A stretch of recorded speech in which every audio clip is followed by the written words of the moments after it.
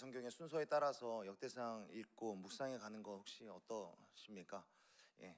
6월 29일부터 우리 청년 단기 선교를 가게 되는데, 우리 청년 단기 선교팀 우리 청년들과 이 매일 성경의 순서를 따라서 저희가 계속해서 새벽에 보는 이 말씀을 따라서 역대상의 말씀을 매일 묵상을 하고, 묵상한 내용들과 기도 제목들을 함께 나누는 그런 시간들을 좀 갖고 있습니다.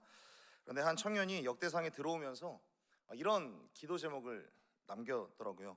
그대로 읽어드리겠습니다. 주님, 역대상 너무 재미없습니다. 그래도 열심히 하고 있으니 말씀 속 꿀 같은 은혜를 누리게 해주세요.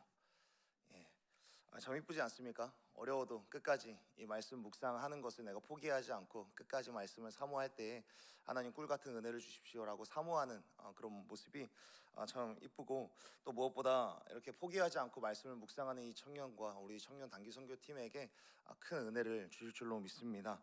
이런 청년들이 모여있는 우리 청년 팀과 우리 청년 단기 선교팀을 위해서 계속해서 기도해 주시기를 부탁드리겠습니다. 이 한 청년의 고백대로 이 역대상에 기록된 창조 때부터 이스라엘 지파들의 족보가 나오는 이 내용들은 묵상하기가 참 쉽지는 않은 것 같습니다. 역시나 오늘 우리가 읽은 본문 말씀, 이 7장의 말씀과 다 읽지는 않았지만 8장까지에는 이사갈이라고 하는 지파, 그리고 베냐민이라는 지파, 납달리, 그리고 므낫세 반지파, 에브라임, 그리고 아셀 지파라고 하는 이 지파에 대한 족보가 기록이 되어 있습니다. 그렇다면 하나님께서는 이 역대기를 시작을 하면서부터 왜 이스라엘의 모든 지파들의 가문을 적어 놓은 것일까? 그 이유는 너무 간단하게도 그동안 이스라엘의 역사 속에서 하나님께서 베푸신 자손들에게 주신 축복과 각 기업들이 계속해서 확장해 나아가는 그 축복을 이스라엘 백성들로 하여금 떠올리게 하기 위해서였던 것입니다. 지금 우리들도 이 역대기의 말씀을 읽고 있지만 역대기의 말씀을 처음으로 듣는 사람들은 누구냐면 바벨론 포로에서 이제 막 자신의 고향 땅, 자신의 본토 땅으로 귀환한 이스라엘 백성들이 지금 이 말씀을 듣고 있는 겁니다. 포로에서 돌아온 이스라엘 이 사람들은 느헤미야와 에스라의 지도를 받고 성벽을 세우고 다시금 이제 하나님의 나라를 건설해가고 세워가는 그 과정 속에 있지만, 다시 한번 힘을 내야만 하는 그 상황 속에서, 그러나 기나긴 포로 생활로 인하여서 몸도 마음도 영혼도 지쳐 있었던 것이죠. 또한 70년이라는 시간 동안 포로 생활을 해왔으니까 그 포로 생활 속에서 겪었었던 기억과 그런 경험들의 올무를 벗어내는 것은 쉽지 않았던 겁니다. 출애굽을 하던 이스라엘 백성들도 홍해를 앞두고 차라리 그냥 애굽에서 우리가 따뜻한 밥을 먹으면서 지냈던 것이 훨씬 더 좋았을 텐데 라고 했었던 그 노예 근성을 떨어뜨리는 것은 쉽지 않았던 것입니다. 그렇기 때문에 하나님께서는 이 이스라엘 지파의 오래된 역사 속에서 역사에 왔던 그 하나님에 대해서 이야기를 하면서 이 고향과 본토로 돌아온 이스라엘 백성들에게 너희들은 다시 한번 일어나서 빛을 발해야만 하는 나의 백성들이라는 것, 그리고 그 시간 속에서 오래전부터 창조 때부터 은혜를 주었었던 나의 존재, 그리고 내가 한 번도 너희들을 떠나지 않았다라는 것을 말씀해 주기 위하여서 이스라엘의 자손들 대대로 내려주었었던 그 축복, 기업의 축복들에 대해서 하나님께서 말씀해 주고 있는 것이죠. 그리고 특별히 오늘의 본문 말씀을 보게 되면 이사갈, 베냐민, 납달리, 므낫세, 에브라임, 그리고 아셀 지파에 대해서 말씀하시면서 다 읽지는 않았지만 8장 40절에 이르는 동안에 계속해서 반복되는 패턴과 계속해서 반복적으로 말씀하시는 내용이 있다는 것을 발견할 수 있게 됩니다. 그것은 뭐냐면 이 족보에는 계속해서 용감한 사람이라고 하는 표현, 용감한 장사, 그리고 용사들이었더라 라는 이 표현들이 끊임없이 이어지는 것을 보게 될 수 있는 것이죠. 7장 2절에서도 그렇고 7장 5절에서도 그렇고 7장 7절에서도 그렇고 9절에서도 그렇고 계속해서 창세기 49장 야곱이 축복한 내용대로 각 지파에 흐르는 용맹함이 끊임없이 이어져 왔다라는 것을 말씀하고 있습니다. 7장 27절에도 에브라임의 가계가 흐르는 동안에 가드 사람으로부터 위협을 받았지만, 그래서 어려움을 겪었지만, 그러나 하나님의 은혜로 가나안 정복의 지도자였고 큰 용사였었던 여호수아라고 하는 사람을 가문에 허락하셨던 것, 그리고 읽지는 않았지만 또 40절에 보아도 아셀의 자손 중에 또 용감한 장사들이 있었음을 밝히면서 각 가문 대대로 믿음의 자손뿐만 아니라 대대로 기업의 확장을 이뤄간 주요 인물들, 특히나 용사라 불려질 만한 그런 용맹한 사람들이 있었다라는 것을 하나님께서는 포로로 귀환한 이스라엘 백성들에게 말씀해 주고 있는 것이죠.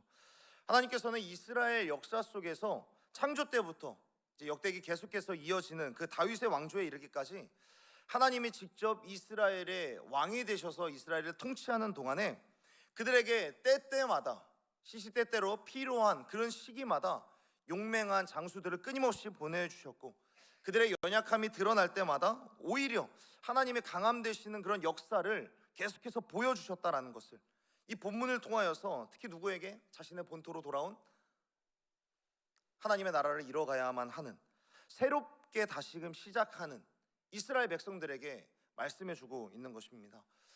사랑하는 여러분, 새로운 시작을 앞둔 사람들에게 지금까지 약할 때 강함 되셨고 때때마다 때를 따라 돕는 은혜로 하나님께서 필요한 사람들을 보내주셨던 그 하나님이 증명되고 있는 이 본문의 말씀을 들으면서 이들은 여전히 확신할 수는 없지만 100% 확신할 수는 없지만 최소한 여기까지 인도하시는 하나님에 대하여서 어렴풋이라도 그 믿음이 조금씩 계속해서 생겨나고 있었을 것입니다. 그런데 한편 뒤에 이어서 8장의 말씀에 보면 8장의 후반부에 나오면 어떤 내용이 이어지냐면, 그렇게 용감한 사람들, 하나님이 각 시기마다 때마다 필요한 사람들과 용맹한 사람들을 세우셨지만 그 뒤에 어떤 내용이 나오냐면 베냐민 지파의 이야기를 한 번 더 하시는 겁니다. 베냐민 지파의 이야기를 한 번 더 하면서 어떤 사람의 이야기를 등장시키냐면 사울의 이름을 등장시키시는 거예요. 여러분 7장의 말씀에 보면 베냐민 지파에 대해서 기록을 했는데, 베냐민의 아들들에 대해서 기록을 했는데 8장에서 베냐민 자손의 이야기를 한 번 더 이야기를 하시는 것이죠. 그러면서 특히나 사울의 이름을 등장시키시는데, 하나님께서는 왜 사울의 이름을 등장시키셨는가? 하나님께서는 지파별로 용감한 사람들을 보내셨고, 그리고 그들로 하여금 가나안 정복도 이루어 가셨고, 다윗의 왕조까지 무리 없이 지내온 것 같으나, 그러나 그런 사람들이 모여 있음에도 그들이 어떤 고난의 시간을 겪었습니까? 나라를 잃어버리고 나라는 멸망을 하고 그들은 결국에 포로로 끌려갈 수밖에 없었던, 나라를 잃어버리는 그런 시간을 겪게 되었었죠. 그렇다면 그런 시간을 겪었었던 근원적인 이유가 무엇인가? 바로 여기에서 사울의 모습을 한번 떠올려 봐야 한다라는 것을 이스라엘 백성들에게 말씀하고 있는 겁니다. 베냐민도, 이사갈도, 에브라임도, 그 외의 지파들도 믿음의 자손으로 용감하기는 했으나 하나님 앞에서 신실하지 못했었던 한 왕조가 일어났을 때, 하나님의 뜻을 기다리지 못하고 하나님의 마음에 벗어나서 하나님의 뜻에 온전히 순종하지 못하고 하나님께서 정하신 그런 율례를 가벼이 여기는 사람이 일어났을 때 어떻게 되는가? 왕조가 세워지기는 했으나, 기업의 확장은 이루어지는 것 같으나 하나님과의 친밀한 관계가 악화되어져 갈 때, 그때 나라의 운명이 뒤집어질 수 있다는 것을 하나님께서는 다시 한번 새롭게 시작하는 이스라엘 백성들에게 경고하시듯이 툭 던지시는 것이죠. 사랑하는 여러분, 한 나라의 역사 속에서, 기나긴 역사 속에서 흠이 없는 역사는 없을 것이고, 한 사람의 인생을 살펴보아도 그 사람의 인생 속에서 흠이 없는 그 시간들을 찾기는 어려울 것입니다. 쉽지 않을 것입니다. 이스라엘 백성이 그러했듯이 연약한 사람들과 적은 인원으로 모여서 위태로운 시절을 보낸 시간도 있었고, 숫한 전쟁으로 인하여서 막대한 피해를 보았었던 역사도 있었을 것입니다. 그러나 하나님께서는 그 시간 속에서 한 지파 한 지파를 향한 그 눈을 하나님께서는 거두지 않으셨고, 용감한 사람들을 세우셔서 오히려 그런 위기의 시간이 있을 때마다 역전의 기회로 삼아서 시행하셨던 하나님이셨습니다. 하나님은 그런 한 사람의 인생도 아시기에 우리의 연약함을 아셔서 때마다 시마다 돕는 은혜를 주시는 그런 은혜로우신 하나님이십니다. 그런데 그 하나님 앞에 보여야 하는 마땅한 반응은 무엇인가? 하나님 앞에서 늘 하나님을 사랑하고 경외하고 하나님의 은혜를 쫓아서, 지난 주일에 들었던 말씀처럼 하나님께서 선택하신 거룩한 나시린으로서, 레위인으로서, 제사장으로서 우리들은 그렇게 마땅한 반응을 보여야 되는 줄로 믿습니다.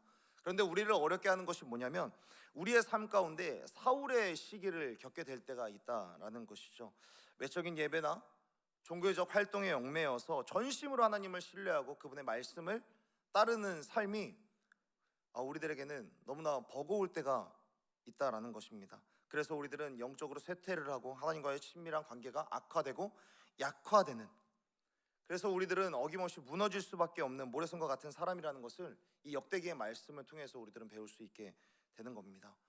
아무리 용감한 사람이 일어나고 용맹한 용사가 일어나도 하나님과의 관계가 뒤틀리는 순간, 하나님과의 관계에서 거룩함을 잃어버리는 순간 비참한 역사와 비참한 인생을 살아갈 수밖에 없고, 때로는 용감하지 않아도, 때로는 실수가 있어도, 용사로 불리지 못했을지라도 하나님 앞에서 거룩함을 잃어버리지 않는다면 하나님께서는 그 사람과 그 나라를 큰 용사와 같이 붙들어 사용하실 줄로 믿습니다. 더 나아가 저는 이 말씀을 묵상하면서 지금 이 본문을 받아들고 있는 이스라엘 백성들과 지금 우리들의 시기가 어쩌면 딱 맞아떨어지는 것이 아닌가 좀 생각을 해 보았습니다. 하나님이 왜 이 시기에 우리 가운데 이 역대기의 말씀을 허락하시고 이 말씀을 듣게 하시는 것일까? 이스라엘 백성들이 포로 귀환 후에 새롭게 시작을 하면서 너희들의 정체성을 바로 알고 너희들이 나를 떠났을 때에 무슨 일을 겪게 되었는지를 되새기게끔 하는 이 말씀을 보면서 우리 대한민국 역시 혼란의 전국을 지나서 이제 새로운 대통령과 새로운 시대, 그리고 새롭게 발걸음을 내딛는 그런 중요한 순간에 있는데, 지금 이 시간에 정말 우리가 기억해야 되는 것은 무엇인가? 아무리 용감한 사람과 아무리 용맹한 사람과 아무리 지혜로운 사람이 대통령을 뽑혔다 할지라도, 그렇게 지도자로 뽑혔다 할지라도 더 중요한 것은 무엇인가? 한 사람 한 사람들이 하나님의 뜻을 기다릴 줄 알고 하나님의 마음으로 하나님의 마음에 합한 그런 사람이 되어야 하는 것, 하나님을 신뢰하고 하나님을 사랑하는 사람이 있어야 그 나라가 계속해서 부흥의 역사를 이뤄갈 수 있다는 것을 우리들은 이 역대기의 말씀을 통하여서 배울 수 있게 되는 것입니다. 사랑하는 여러분, 그러므로 오늘 하루를 살아가는 동안에 이렇게 기도하며 오늘 하루를 살아갔으면 좋겠습니다. 모든 나라와 모든 인생의 주인이 되신 하나님 앞에서 신실하게 순종하고 하나님을 경외하고 하나님을 사랑할 줄 아는 그런 대한민국이 되게 해달라는 그런 기도로 오늘 하루를 살아가는 저와 여러분이 되었으면 좋겠습니다. 그래서 우리 대한민국이 비참한 역사와 혼란의 역사로 나아가는 것이 아니라 새롭게 시작하는 출발선에서 하나님의 영광을 마음껏 드러내는 나라가 될 수 있도록 하나님 앞에서 신실하게 주의 말씀을 순종하며 따라갈 수 있는 이 나라와 우리 대한민국, 이 땅이 되게 해달라고 기도하며 나아갔으면 좋겠습니다. 그래서 우리의 이름과 족보가 하나님의 거룩하심을 잘 나타내는 이름들이 되게 해달라고 기도하며 오늘 하루를 하나님 앞에 올려드리는 저와 여러분이 되었으면 좋겠습니다. 그런 우리의 기도로 이스라엘 자손의 기억과 가문을 확장시키고 회복시켰듯이 우리의 인생과 우리의 나라를 확장시키시고 회복시켜 가실 줄로 믿습니다. 기도하겠습니다.